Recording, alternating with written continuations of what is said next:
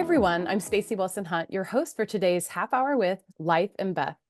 Joining me today to discuss Hulu's critically acclaimed comedy is creator, writer, director, executive producer, and star, wow, that's a lot of credits, Amy Schumer. Hi, Amy, how are you? Hi, Stacey. Thank you. I'm good. Thanks for having me. That is a lot of credits. It's a lot of credits. Did you know that you did all that work on the show, or did it just occur to you just now? Just now, really. Oh, gosh. I It's should it really. it There, it, the whole theory of staying in your lane certainly right out the window. Well, it is quite a Herculean effort, and season 2 is so wonderful. So congratulations. I thoroughly, thoroughly love the series. Thank you. And for those who haven't seen it, if for whatever reason, how would you describe the show in terms of the storytelling and the tone and the larger story that you're hoping to tell with the show?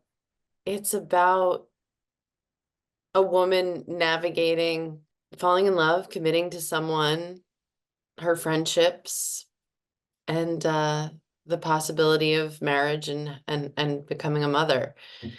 In and I would say the style, it's as per my usual, it's like it can be very grounded in reality, and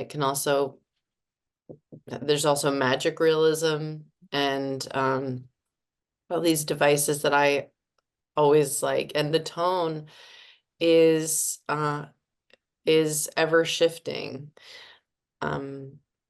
Yeah, which I think has been a criticism from some people, and I'm just hoping that soon they just understand that that's just my tone. They don't know this at this point, Amy? Guys, it's gonna be, hopefully there's gonna be a moment where you see yourself in this story and it kind of breaks your heart, and then hopefully you're also laughing, and that's my bread and butter. So you've always had the audacity to be yourself, and I think people are still adjusting to this. So yes, I'm so sorry. I'm so sorry I haven't become the type of thing that everyone likes, but well, hopefully after they watch this wonderful trailer that Hulu has prepared for us, they will be ingratiated to watch. So let's take a look.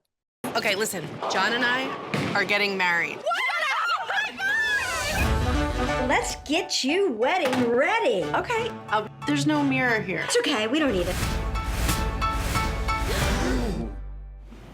Do I look okay? Well, it's too late. I want to appreciate this moment. I'm not gonna let anything get me down. Hey, Beth! Let's go in and see if they have a table. Do you have shoes? Yes, but I left them at the horse farm. Would you hold these? I have to pee so bad. Sometimes I have no idea what he's thinking. I'm just looking for some answers. I see here that, you did have kids. Oh, no, does the ball say that? Well, I wasn't saying anything, I'm just looking at your body. Yeah. She's right, like 4 or 5. I think I've always kind of known that my brain works differently. You said you were an expert and that you could evaluate John. I am not exactly an expert yet. What do you mean when you say symptoms? That's a big word. That's a great photo of Meg Ryan. She's a patient, not of mine, but I know her issues through a friend. I think we're gonna just go. I really want this to work. Can I maybe choose that path? That's all life is, Beth. Just choices. You love John because he says exactly what he means. I don't want to meet any new people. I want to be with you. We're going to have a family, and it's going to be great, Beth. I'm pregnant. When I wake up now, I think this is gonna be a great day. Hold and exhale. It feels soon, like we're teen parents. Well, this is what we call a geriatric pregnancy. How so? I know I don't always say the right thing, so I figured we should hire someone. I'm your doula. Wow, your skin. Thank you. You're very dehydrated. I'm gonna get you some water. Everything's gonna change. Name something, it's gonna change.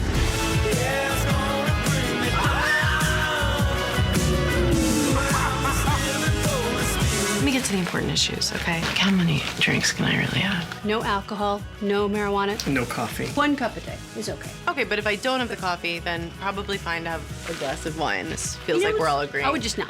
Yeah, don't. You wouldn't, but... And you won't. And I won't, right. I've seen the show and I'm laughing again as if I have not seen it. It's so many great moments. And I have to give a shout out to the beloved Jimmy Buffett, who appeared in episode 1 of season 2 as a street busker in New Orleans. And it's so crazy when he passed away. which is a terrible day for everyone. But then when I saw him, it felt like this jarring sort of gift to see him in this moment. So how did that feel to be able to know that you had included him in one of his probably last screen appearances? Yeah. It felt really special, really meaningful. I know it was Oh, meaningful to his family. It just, I mean, everybody who knew him you just loved him so much. Just being around him changed your own philosophy on life. oh, And, and the fact that I pitched it to him as a hypothetical and he said yes and he came through and oh, because he started out busking on the right? streets of New Orleans and so to have him, do that and just be playing one of his own songs, it was a really joyful experience, and I'm so grateful that we had it and So heartbroken great. that he's gone. I know. But let's try to channel his zest for life. I keep thinking about like, Yes. what would Jimmy do? So Yes, absolutely. And in terms of your inspiration for the show, you've obviously talked a lot about the last few years, how much you're drawing from your own life. And specifically, I read that you were inspired by rereading your childhood journals or your teen journals. And I've done that recently myself. It's equal parts terrifying, sad, amazing, surreal. What did you learn about yourself in reading those that surprised you? Because I sort of had forgotten a little bit of what I was like at 16. I thought I knew, and then I really felt differently about myself after reading my journals. How did you feel? That was my experience as well. The way things live in your memory is it's not really that connected to what reality was. And Mm, for people who have access to their raw thoughts when they were a teen, um, it's kind of heartbreaking, and it's all these different things. It's funny, you're laughing at yourself, my audacity.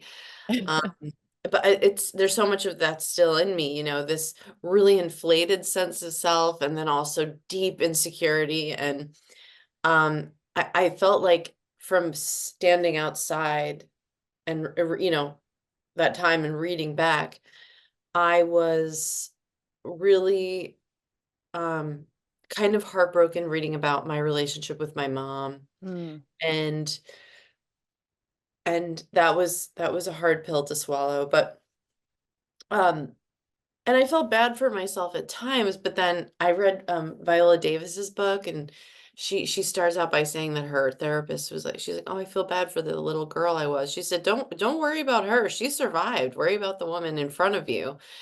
And wow. yeah, and I was like, "Wow, you're right." Like Right. There's so much dwelling on what we've taken with us and not so much focusing on the joy that lay ahead, right? exactly. Right. And like you made it, you got out of those Right. years. So now you have to make it again. And this TV show is such a fun way to explore um all of our hypocrisy and just the sort of little grotesque parts of all of ourselves, and also the beauty, and someone getting really into a self-help book that they listen to like a half a chapter of and quoting it. Just all these things that are real about me, that Of course. But that's all of us are like that. That's why we love the stories you tell, because it's even though we're afraid to admit, it's like, oh, I did that too. I do that too. And yeah. that's what makes us feel comforted, at least in my case. You. Thank you. And obviously, a large part of the show is, and in my opinion, one of the more endearing aspects is the relationship between Beth and John, played so wonderfully by Michael Cera. How much do we love this guy? So much. Very inspired by also your real life marriage and relationship with your wonderful husband, Chris. Yes. And when the two of you sat down to talk about the way you wanted to represent your relationship and his own autism diagnosis, what most excited you about the possibilities that exist in telling the story? Because it is very unprecedented.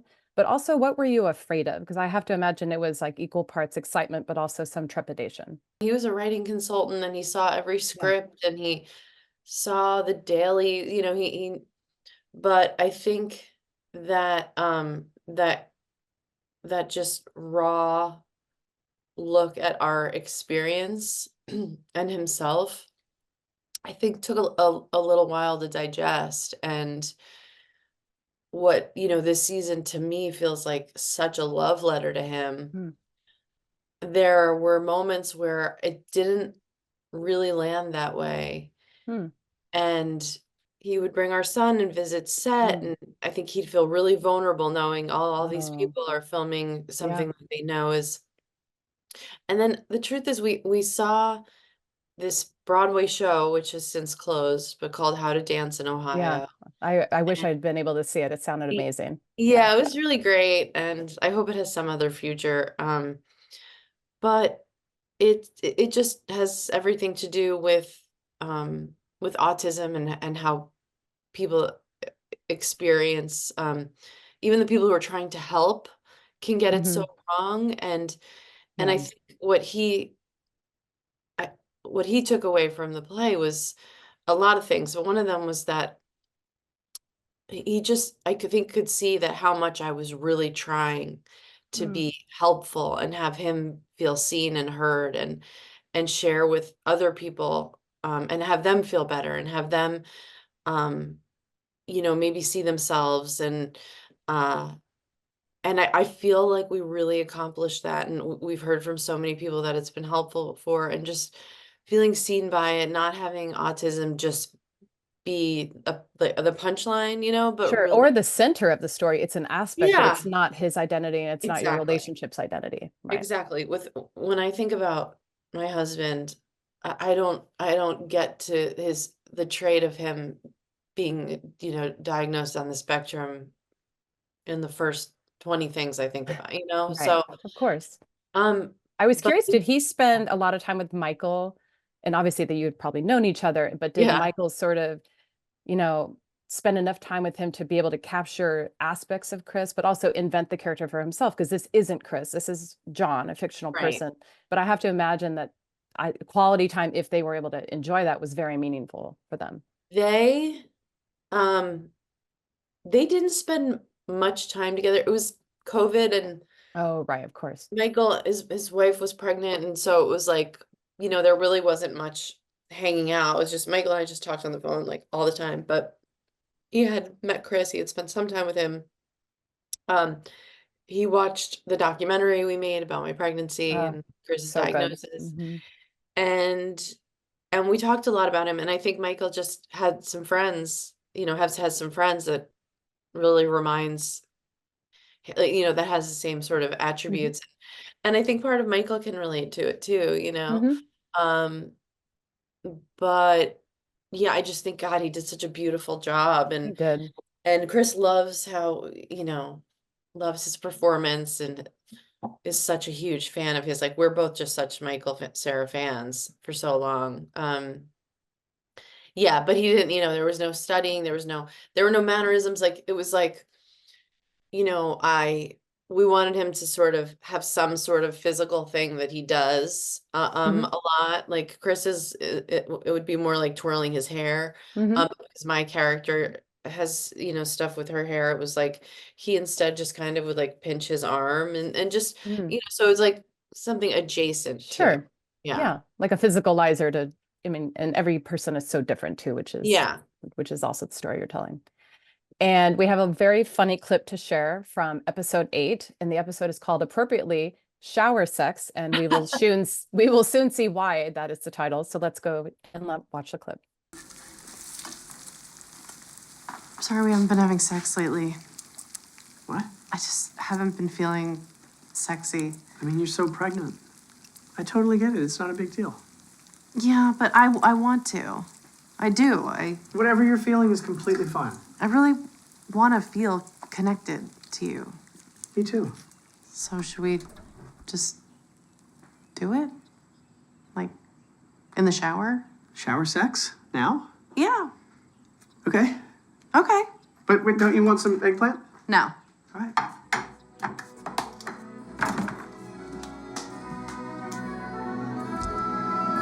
Ready? Yeah. Let's get some H2O. Oh, cold. Yeah, I know. That's really I know. cold. One sec. You gotta give me 1 second. Okay. Hang on. Just. Is that getting? Oh, that's hot. Okay, That's too sorry, hot. sorry. Please The go valve- back. Just go back to where it was. Really? Yeah. The valve is so touchy. I know. You have to I get know. it within like a millimeter. Yeah, I know. Yeah. I can fix it. Yeah. All you need is a pair of I know. pliers. No. This is perfect. Not now. I mean, I just. No, this yeah. is perfect. Okay. Sorry. I feel like maybe if I face the other way. Okay. You know? I think that's That might wise. be more like realistic. Okay. If I was kind of like, I think I might have to kind of. what do you, okay. I just don't want you to slip. No, So I'm not. Let me. Here, I'll just go down. Okay. Okay? Are you okay? Is that happening? Seems like you're getting water in Was your that face, working? though. I don't want you to not be able to breathe. Yeah, do you want to just like go eat pita chips and watch Vanderpump? Yeah, if it's not, you know. I don't want to force anything. Yeah, I don't know. I just feel like shower sex. I know. It's just never a good idea, right? That's good in theory. Just don't want to do anything dangerous. Are you okay? Yeah, I'm good. Why? Good, me too. Yeah. Well, no, we'll try something else soon. Yeah. Yeah. Like, try something new. I get it. There isn't a person alive who cannot relate to that. It doesn't matter who you are, what your sexual predilections are. That is Oh my God. also, that's a I very just small love- shower. That's way too small. Yeah, it's not really conducive to much. Oh God, that scene. I'm Oh so my God. We could do a whole episode just on shooting that scene. yeah. But I did want to talk about you're very much a multi-hyphenate in this project, as you are in most of your work. But I feel like this show, at least for me, this is just my opinion, has really shown a wider spectrum of your own skills as an actor. Like I really like some of these scenes, especially the diagnosis scene, the moment where Beth says that she feels so sad for John, that he was so misunderstood. I mean, I'm just like getting emotional thinking about it. Yeah, me I too. really see this bigger depth in you. Maybe it's just we're all getting older and we we cry more easily. Maybe that's it. But I'd like to talk about how this show has pushed you more as an actor in ways that you haven't experienced before. After college, I studied theater in college, Mhm. but then I did this 2+ year Meisner intensive with William Esper. And he really taught us, his the whole Meisner Mhm. living truthfully through imaginary circumstances. And so I have always tried to do that, and I think I've figured out a little bit more about how to prepare myself and how to tap into Mm. that stuff. I think it's been in my work um always, but I'm just feeling less pressure to have something be, go to the comedy right away. I got to do Mhm. this A24 movie, The Humans, and my role was like very sad. She's a good spirit about things, but I just like want to live things out truthfully. Mm. And so I'm filming a movie right now, and sometimes the director will just go like, okay, now can we do one a little less sad? So many comedies are really like they're like horror films, Of It's course, like of course. Well, the best ones are, right. in my It's just opinion. it's such a fine line of Of course. like this isn't you're living out a nightmare so many times. On my sketch show, it was like so many scenes would just end with me like scream crying. It's like that's comedy. Yeah. I actually just rewatched the Inside Amy Schumer pilot the other day, and it was and not only, I have to say, not only do the jokes all hold up and they're all as painfully, Unfortunately. I know this is my point. Unfortunately, they're all still extremely current. But I was struck by even then, you really could see your range. Obviously, it was 100% a comedy show, and you didn't want people to cry. But we see so many of the seeds that were planted then and how they've kind of, grown into bigger living organisms now in your work. So I Thank just wanted to. you. And I was curious, which aspects of those moments, obviously a lot of them have been dramatized, you're not taking literal experiences 100%, but which of those have been the most difficult to revisit, but which of them have been the most healing, or maybe those are the same thing? I think the most difficult one to revisit kind of caught me by surprise. It's the one, and this really is from my life. It was in the flashback this season when she when young Beth gets thinks her new boyfriend is coming to visit her Oh, and yeah. instead leaves a dead cat on her lawn, Ugh, and him and his so friend drive terrifying. by and like call her like an ugly Jew and whatever. And that is totally directly from my life. And at that age, where you're having like, your first experience of like, oh my gosh, I like this boy and he likes me Of back. course. Like, I think life is gonna, life might be great, Life could actually be good. and then yeah, it really just becomes like this like mini nightmare, and having my little sister witness it, and um the humiliation and just the heartbreak, and it's just, you don't have those. I wasn't hardened yet, Right. and so to witness like and directed and like an experience like that really happened to me, that hardened me. It was hard. It caught me by surprise Yeah. how The how upsetting. cruelty. Yeah, Yeah. the cruelty, the inconsideration, and just, just thinking about a young woman navigating that. And the healing one, uh I would say like some of the stuff with my mom, like my mom and I are we're close, we are. Reading my journals back was really Yeah. painful for a lot of reasons, of the way I thought things were in my memory, and then reading back at some of her destructive behavior, and um but filming a scene, Laura Benanti plays my Oh, mom, and she's there's only so one great. scene. Mhm. She uh The dressing room scene is very impactful. Yeah. yeah, the dressing room scene, and just you just, once, I became a mother myself, and into my 40s, it's like just understanding that your mom, we all like want to believe that your mom only exists for you. Of Like, course. that's it. That's your, Right. you don't care about anything else. I'm here.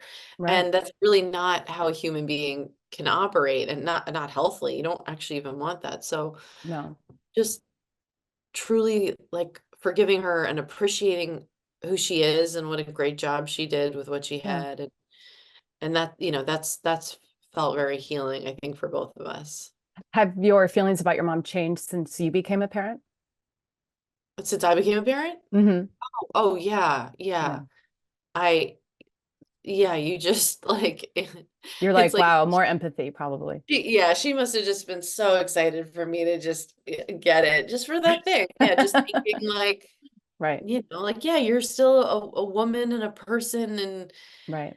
and you're coming from your mom's experience and her mom's experience, and Right. but more empathy, more forgiveness, and also just we're more resilient. We can just kind of hit a speed bump and keep going a little bit better. Yeah. No, it's true. Learning resilience is a skill. Yeah. Yeah. And for those, again, who haven't been able to enjoy the series, hopefully we've given them a good plug and incentive to tune in. But is there something specific that you really hope people take away, specifically from season 2, which I feel like is the world is much bigger and more characters, a lot more tangential storytelling that I think is really resonant. At least for me, it's very impactful. What do you hope people take away specifically from this second season? I hope they take away, I think it's the same thing for the first season. I want people to just be more empathetic with themselves. Oh, it's nice. Like, give yourself a Yeah. break. So going back to the wonderful storyline with Beth and John and his diagnosis, specifically when you hear from people for whom this is a resonant storyline and a resonant subject, what specifically have they shared with you that they enjoyed about the way the story is told? Because again, I have personally never seen the story told in this way on TV. So I'm curious what people for whom this is a powerful subject have said to you. Uh, a lot of people have reached out to me, and Chris, and said, after seeing this, I went, was tested, and was diagnosed, and Oh, it's changed wow. my life. Men, women, um, and not that being diagnosed is like the solve, No, that starts no, another journey, but I think just the right, whatever whatever it is, if you've ADHD, or borderline, or right. whatever, I think having a name to it, like a label, can feel harmful, but the tools that can come along with it, and understanding that this is your brain chemistry, and Right. it's not because you did anything bad or wrong. And I really don't look at it as a disorder. No. And I know there are some controversial feelings about the way we label and the words we use. Totally. So yeah, I wish it was like, I wish that there was a different, in the DSM, I wish it was what wasn't like labeled a disorder, Right. because so many amazing things about it.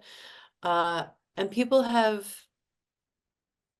I mean, almost every woman I know is going, I think my husband's on the spectrum. And this is more my joke of like, autism or just a man, which